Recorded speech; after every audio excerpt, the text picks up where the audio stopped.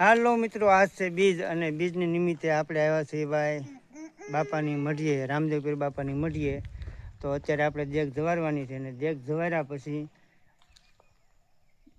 બજરંગદાસ બાપાની મઢીએ બટુક ભોજન કરાવવાનું છે. તો બટુક ભોજનમાં દેગને આપણે ગુંદી ગાંઠિયા રાખ્યું છે. તો પહેલાં આપણે બાપાને દેગ જવારી લઈએ અને પછી પાછા મળીએ આપણે બજરંગદાસ બાપાની મઢીએ. તો બના દેજો અમારા બ્લોગમાં. તો આપણે દેગ લાવ્યા છીએ તો દેગ આપણે પહેલાં જવારી દઈએ. આ છે અમારા ગામની ભાઈ રામદેવપીર બાપાની મઢી. જોઈજો ભાઈ, આ છે રામદેવપીર બાપાની મઢી અને અહીંનો ભાઈ કંઈક આવો નજારો છે. જુઓ, અત્યારે લીલું ખડ ઊભું છે. આ છે ભાઈ મઢી રામદેવપીર બાપાની. તો કોમેન્ટમાં જય રામદેવપીર બાપા લખજો. આ છે રામદેવપીર બાપાની મઢી. સેમ ટુ સેમ બજરંગદાસ બાપાની મઢી હોય એવી જ અમે બનાવી છે અહીંયા રોણિયા ગામમાં. ને આ છે ખડ. તો આ ખડ છે. તો પહેલાં આપણે રામદેવપીર બાપાની દેગ જવારી લઈએ જેથી કરીને મોડું ન થાય. તો ગરમે ગરમ બનાવેલી દેગ ભાઈ બહુ થકતી છે ને, તો આપણે સમસી લઈ લીધી છે અને સમસ્યા આપણે દેગને ભાઈ જે જવારવાની છે એ મૂકી દઈએ. કારણ કે હાથે ભાઈ એમાં હાથ નખાય એમ નથી, બહુ થકે છે દેગ. જો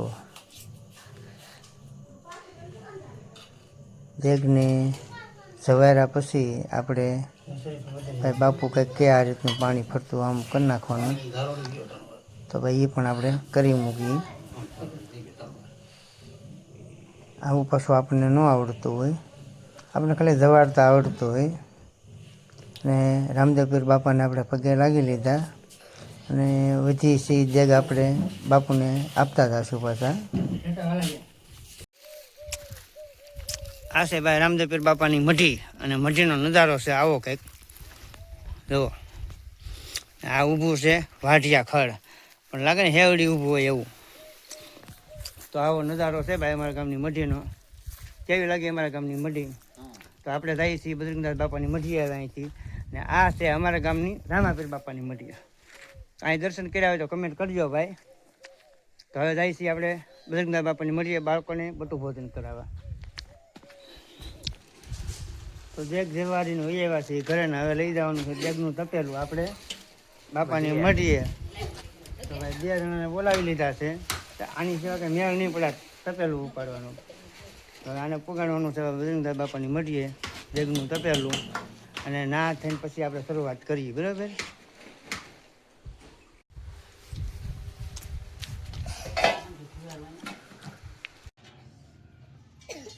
શરૂઆત કરજો હવે, થોડું થોડું. લે આવ આવ.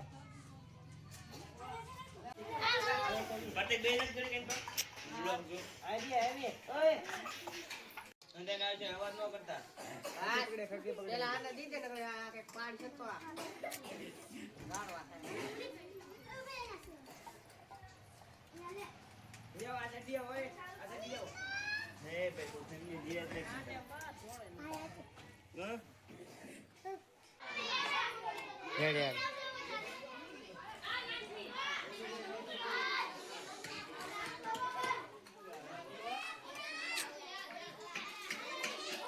બટુક ભોજન ભાઈ ચાલુ છે અત્યારે.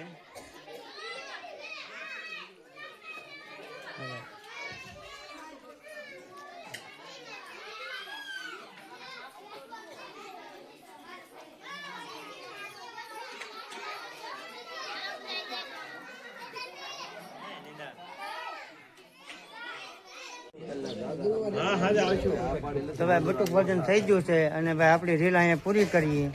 તો ભાઈ બધા કોમેન્ટમાં બાપા સીતારામ જરૂર લખજો ને આજ છે બીજ. તો જય રામદેવપીર પણ લખજો. તો આપણો બ્લોગ અહીંયા પૂરો કરીએ.